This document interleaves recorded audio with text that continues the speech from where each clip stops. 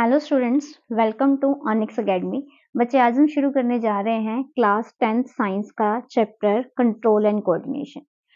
बच्चे control and coordination आपका बहुत इंपॉर्टेंट चैप्टर है सीबीएसई के अकॉर्डिंग। तो बच्चे इसका एक एक कॉन्सेप्ट ध्यान से समझना, इंटरनल क्वेश्चंस यहाँ से बहुत बनते हैं। बच्चे फर्स्ट इसका टॉपिक शुरू कर रहे हैं हम लोग कोऑर्डिनेशन। कोऑर्डिनेशन एक्चुअल में होता क्या है बच्चे, पहले ध्यान से समझेंगे। पहले पढ़ते हैं इसे। The working together of the various organs of an organism to do various or different activities in life is called coordination। वो क्या कहना चाह रहे हैं बच्चे, जब हमारी बॉडी के अलग अलग ऑर्गन्स मिलकर काम करते हैं बच्चे और हमारी बॉडी की डेली एक्टिविटीज को करते हैं, उसको बोलते हैं कोऑर्डिनेशन। अगर मैं इसको एक एग्जांपल से समझाऊं तो आपको ज्यादा अच्छे से समझ आएगा। जैसे कि आप लोगों को पता है बच्चे, एक होता है आपका क्या, ब्रेन। ठीक है, ये एक ऑर्गन है आपका। दूसरा ऑर्गन है बच्चे आपका क्या, किडनी। ये दो डिफरेंट ऑर्गन्स हैं, मगर ये दोनों डिफरेंट ऑर्गन्स मिलके एक काम करते हैं। क्या काम करते हैं? ब्रेन किडनी को सिग्नल देता है, इसलिए यूरिन एक्सक्रीट करने के लिए। जैसे ही ब्रेन किडनी को सिग्नल देगा कि अब टाइम आ गया है यूरिन बॉडी से बाहर निकालने का, उस टाइम के ऊपर जाकर किडनी एक्सक्रीट करती है। तो बच्चे यहाँ से हमें ये समझ आता है कि हमारी बॉडी के सारे ऑर्गन्स मिलके काम करते हैं और हमारी डेली की एक्टिविटीज को करते हैं, उसको बोलते हैं बच्चे कोऑर्डिनेशन। अब बच्चे यहाँ पर आप पढ़ोगे दो तरह के कोऑर्डिनेशन। एक है बच्चे आपका नर्वस कोऑर्डिनेशन, एक है बच्चे आपका केमिकल कोऑर्डिनेशन। नर्वस कोऑर्डिनेशन के अंदर आप कवर करोगे बच्चे न्यूरॉन को। पहले बच्चे आप मेरी बात सुनो ध्यान से।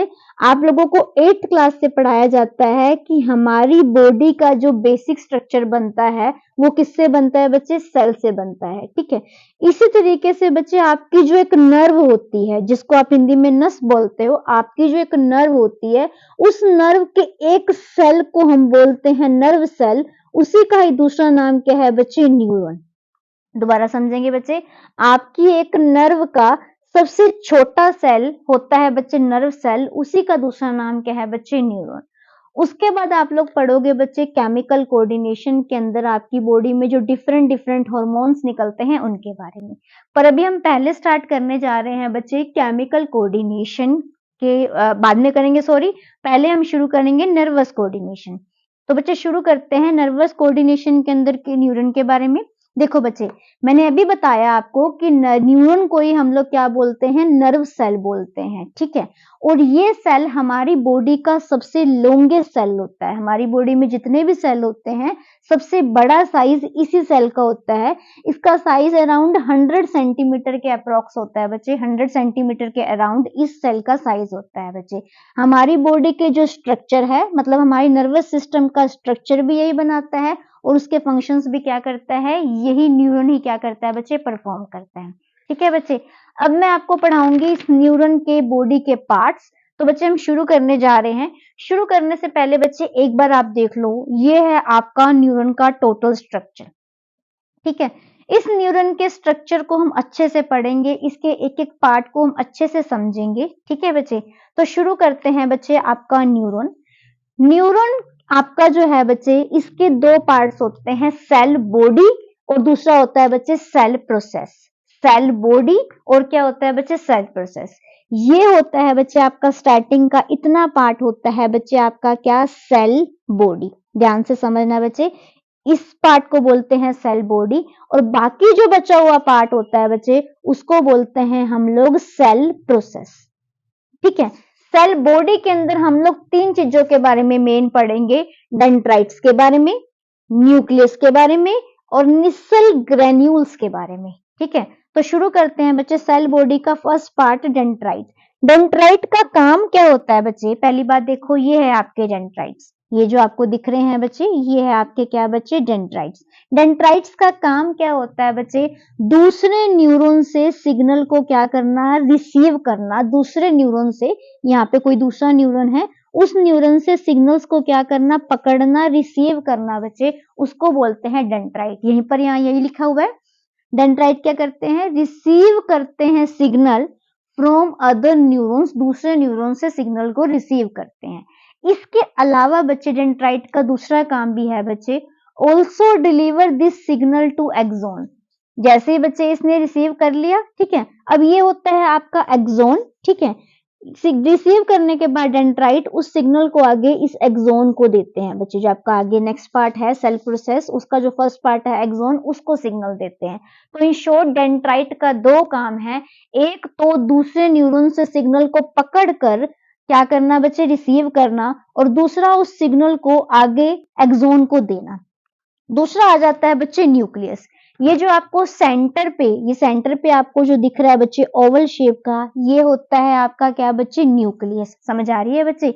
इस न्यूक्लियस के अंदर बच्चे, इस न्यूक्लियस के अंदर क्या होता है बच्चे, आपका क्रोमोसोम होता है। एक आपका जेनेटिक मटेरियल जिसको हम क्या बोलते हैं बच्चे, क्रोमोसोम बच्चे। ये बहुत जरूरी होता है, किस लिए बच्चे, प्रोटीन की प्रोडक्शन करने के लिए।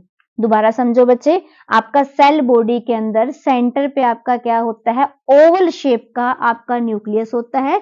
इस न्यूक्लियस के अंदर जेनेटिक मटेरियल भरा होता है, कौन सा, क्रोमोसोम। ये क्रोमोसोम बहुत जरूरी होता है आपकी बॉडी के अंदर प्रोटीन की प्रोडक्शन करने के लिए। अब यहां से हम पढ़ते हैं न्यूक्लियस के बारे में दोबारा। It is oval shaped structure in the cell body. Cell body के सेंटर पे ये ओवल शेप का स्ट्रक्चर होता है।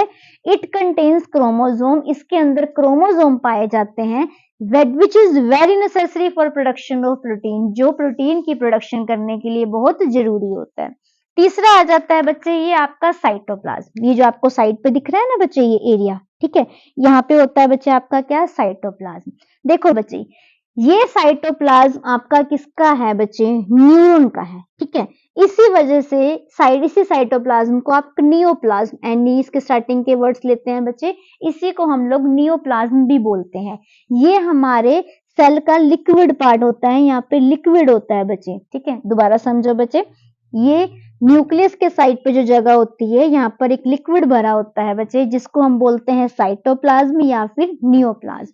इस लिक्विड के अंदर छोटे छोटे आपके ग्रेन्यूल्स होते हैं बच्चे, ठीक है। ग्रेन्यूल्स होते हैं, जैसे तिनके जैसे आपके ग्रेन्यूल्स होते हैं, जिनको बोला जाता है निस्सल ग्रेन्यूल। अब ये करते क्या हैं, यही करते हैं प्रोटीन की सिंथेसिस, ठीक है बच्चे। तो हमने सेल बॉडी के सारे चीजों के बारे में पढ़ लिया। डेंड्राइट का काम क्या होता है, रिसीव करना सिग्नल, ठीक है। न्यूक्लियस का काम क्या होता है, ये प्रोटीन की प्रोडक्शन के लिए बहुत जरूरी होता है। इसके अलावा जो साइड पे लिक्विड पार्ट होता है, साइटोप्लाज्म या फिर नियोप्लाज्म, इसका काम होता है बच्चे क्या, प्रोटीन की सिंथेसिस करना। अब नेक्स्ट आ जाते हैं बच्चे आपका सेल प्रोसेस पे। जो बाकी बचा हुआ पार्ट है आपका, इसको पढ़ते हैं बच्चे। देखो, सेल प्रोसेस के अंदर आपने फर्स्ट पार्ट के बारे में पढ़ना है, जिसका नाम क्या है, एक्सोन, AXON, एक्सोन बच्चे, ठीक है। ये जो आपका यहाँ पे ये इतना स्ट्रक्चर है, इसको मैंने अलग से आपको समझाने के लिए बनाया है बच्चे, ध्यान से। जैसे आपका सेल बॉडी के अंदर लिक्विड पार्ट था साइटोप्लाज्म, ऐसे ही यहाँ पर जो आपका इसके बीच में लिक्विड पार्ट है बच्चे, ये भी क्या है आपका साइटोप्लाज्म। ये एक्सोन का है, इसी वजह से इसको एक्सोप्लाज्म भी बोला जाता है। उसके बाद आ जाती है बात, एक्सोन के साइड पे बच्चे, एक्सोन के साइड पे आपको एक कवरिंग दिखती है बच्चे, एक कवरिंग दिखती है, जिसको हम बोलते हैं माइलिन शीट, ठीक है। माइलिन शीट ये किससे बनी होती है, प्रोटीन से बनी होती है। दोबारा समझो, एक्सोन के साइड पे आपको एक कवरिंग दिखती है बच्चे, जिसका नाम क्या होता है, माइलिन शीट, जो किससे बनी होती है, प्रोटीन से बनी होती है बच्चे, ठीक है। अब इस शीट का काम क्या है बच्चे, इस शीट का काम है बच्चे आपका सिग्नल को ट्रांसमिट तो करना, सिग्नल्स को आगे की आगे तो भेजना बच्चे, पर बहुत जल्दी, बहुत क्विकली बच्चे, ठीक है। जरूरी नहीं है कि हर सेल के पास, हर नर्व सेल के पास, हर न्यूरॉन के पास आपकी ये शीट होगी। तो जिनके पास होती है उन नर्व को बोला जाता है माइलिनेटेड नर्व। जिनके पास बच्चे आपकी नहीं होती है उसको बोला जाता है नॉन माइलिनेटेड नर्व बच्चे, ठीक है। MYELINATED, माइलिनेटेड नर्व और नॉन माइलिनेटेड नर्व, ठीक है बच्चे। दोबारा समझो, इस कवरिंग को बोलते हैं माइलिनेटेड शीट, जो किससे बनी होती है, प्रोटीन से। इसका काम क्या होता है, आगे की आगे सिग्नल को जल्दी से जल्दी भेजना। नेक्स्ट बच्चे, हर माइलिनेटेड शीट के बीच में आपको एक गैप दिख रहा है, उसको बोलते हैं नोड्स ऑफ रेनवियर, ठीक है बच्चे। अब एक्सोन के बाद बात आ जाती है बच्चे आपकी किसकी, ये नर्व एंडिंग की, इसको बोला जाता है बच्चे नर्व एंडिंग। नर्व एंडिंग का मेन आपका फंक्शन नर्व एंडिंग का नहीं होता, नर्व एंडिंग के बिल्कुल इस यहाँ पर एंड पे ये बच्चे आपको नोब्स दिखते हैं, थोड़ा स्वेलो पार्ट्स दिखते हैं बच्चे, इनको बोला जाता है बच्चे क्या, साइनेप्टिक नोब। ठीक है, इसको बोला जाता है साइनेप्टिक नोब। ध्यान से, यहाँ पर आने के बाद एक्सोन खुद को बहुत सारी ब्रांचेस में क्या है बच्चे डिवाइड कर लेता है, और हर एक ब्रांच के एंड को बोला जाता है साइनेप्टिक नोब। इस साइनेप्टिक, ये मैंने बच्चे यहाँ पर ये जो नोब्स है ना बच्चे, ये आपको दिख रही हैं, इसको मैंने इस तरीके से यहाँ पे जस्ट इनके लास्ट आपको बना के दिखाया है समझाने के लिए। ठीक है, अब ध्यान से समझना, बहुत इंपॉर्टेंट है साइनेप्टिक नोब आपके लिए। साइनेप्टिक ये नोब्स के पास बच्चे एक ट्रांसमीटर होता है, जिसको हम बोलते हैं साइनेप्टिक या फिर न्यूरॉन ट्रांसमीटर। अब ये करता क्या है बच्चे, जो भी आपके सिग्नल्स होते हैं वो अगले न्यूरॉन को देता है। ये जो नोब होती है बच्चे, ये जो नोब्स हैं बच्चे आपकी, ये क्या करती हैं, जो सिग्नल्स होते हैं अगले न्यूरॉन को क्या करते हैं बच्चे, देता है, या फिर किसको देता है, मसल को। जो भी सिग्नल होगा बच्चे, XYZ जो भी सिग्नल है, उस सिग्नल को ये साइनेप्टिक नोब अगली नर्व को देते हैं बच्चे, या फिर मसल को देते हैं। अब मेन बात कहाँ आ जाती है बच्चे, जो आप ध्यान से अब इस चीज को समझना। देखो, ये आपका मान लिया बच्चे, मैंने थोड़ा सा लिया है जस्ट इसका पार्ट, ये आपके एक न्यूरॉन का एंड पार्ट है, ये सिनेप्टिक नोब है, उसके बिल्कुल थोड़े आगे सामने मैंने बच्चे दूसरे न्यूरॉन का क्या रखा है बच्चे, सिनेप्टिक नोब रखी है। अब होता क्या है बच्चे, यहाँ से डेंड्राइट से होते हुए एक्सोन के पास नर्व एंडिंग तक जो सिग्नल आता है, वो सिग्नल किस फॉर्म में होता है, पहले इलेक्ट्रिकल फॉर्म में होता है। दोबारा समझो, आपका जो यहाँ से सिग्नल रिसीव करा ना डेंड्राइट ने, वो सिग्नल बच्चे ध्यान से, वो सिग्नल आपका आगे की आगे जाता है, एक्सोन के पास जाता है, धीरे धीरे नर्व एंडिंग के पास जाता है। नर्व एंडिंग तक आते आते वो किस किस उसमें होता है बच्चे, इलेक्ट्रिकल फॉर्म में होता है। मगर न जैसे ही बच्चे वो किसके पास पहुंचता है, इन साइनेप्टिक नोब के पास पहुंचता है, वो किस में बदल जाता है, वो सिग्नल केमिकल फॉर्म में बदल जाता है। ठीक है, इट मींस जो अगले न्यूरॉन को आपका सिग्नल मिलता है, वो मिलता है किस फॉर्म में है बच्चे, केमिकल फॉर्म में मिलता है। और हमेशा दो न्यूरॉन के बीच में एक गैप रहता है, उस गैप को बोला जाता है क्लेफ्ट, CLEFT। और जैसे अगले न्यूरॉन को सिग्नल मिल जाता है ना बच्चे, वो दोबारा इलेक्ट्रिकल में बदल जाता है। एक बार दोबारा समझते हैं, ये पूरा का पूरा न्यूरॉन है, डेंड्राइट ने क्या करा, सिग्नल लिया, सिग्नल लेने के बाद आगे एक्सोन को दिया, आगे के आगे अभी इलेक्ट्रिकल फॉर्म में चल रहा है, इलेक्ट्रिकल फॉर्म में, कंटिन्यू इलेक्ट्रिकल फॉर्म में। ठीक है, यहाँ पे जैसे इस नोब के पास पहुंचेगा, यहाँ जाके किस फॉर्म में बदल जाता है, केमिकल में। इसके बाद जो आगे नया न्यूरॉन खड़ा होगा ना, वो इस सिग्नल को ले लेगा, जैसे ही वो इस सिग्नल को लेगा, दूसरे न्यूरॉन के पास पहुंचते ही दोबारा ये किस में बदल जाता है बच्चे, इलेक्ट्रिकल की फॉर्म में बदल जाता है।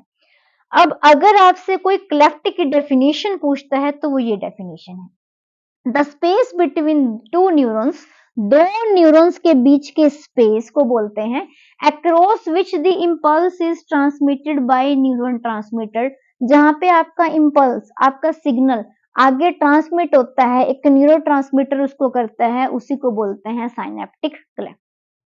ठीक है बच्चे, आई होप आपको यहाँ तक समझ आया होगा बच्चे। अब बात आ जाती है, अगर आपसे कोई इसकी एग्जैक्ट फंक्शन पूछ लेता है किसी भी पर्टिकुलर पार्ट का, तो एक बार देख लेते हैं बच्चे ओवरऑल करके। फर्स्ट आता है बच्चे आपका क्या, डेंड्राइट, याद करो क्या था, receive signal from other neuron. Dendrite का काम क्या होता है, दूसरे न्यूरॉन से सिग्नल को रिसीव करना, पकड़ना। उसके बाद सेल बॉडी के पास क्या होता है, सेल न्यूक्लियस होता है। न्यूक्लियस के पास क्या होता है, एक जेनेटिक मटेरियल, जिसको आप क्या बोलते हो, क्रोमोसोम। ठीक है, नेक्स्ट बच्चे एक्सोन। एक्सोन का काम क्या होता है, इलेक्ट्रिकल सिग्नल को या इंपल्स को आगे ट्रांसमिट, आगे के आगे भेजना। फिर माइलेटेड शीट बच्चे मैंने आपको बताया, एक्सोन को इंसुलेट करती है, कवरिंग करती है, और स्पीड बढ़ाती है आपकी सिग्नल की। ठीक है, स्पीड अप करता है। और लास्ट में एक्सोन टर्मिनल के पास क्या होता है, आपका जो इलेक्ट्रिकल सिग्नल होता है, साइनेप्टिक नोब तक जाते ही केमिकल में बदल जाता है। उसके बाद वो सिग्नल अगले न्यूरॉन को बच्चे दोबारा इलेक्ट्रिकल की फॉर्म में क्या होता है बच्चे, मिल जाता है। ठीक है, समझ आया बच्चे? तो ये था बच्चे आपका टोटल न्यूरॉन के बारे में बच्चे, ठीक है। अब हम इस चैप्टर में आगे जाएंगे नेक्स्ट वीडियो के अंदर, जहां पर बच्चे हम लोग पढ़ेंगे बच्चे आपके ब्रेन के बारे में और एक आपकी स्पाइनल कॉर्ड के बारे में। स्पाइनल कॉर्ड के बारे में आपका ज्यादा नहीं है बट आपको करना है, और एक आपके ब्रेन के बारे में बच्चे, ठीक है। थैंक यू बच्चे।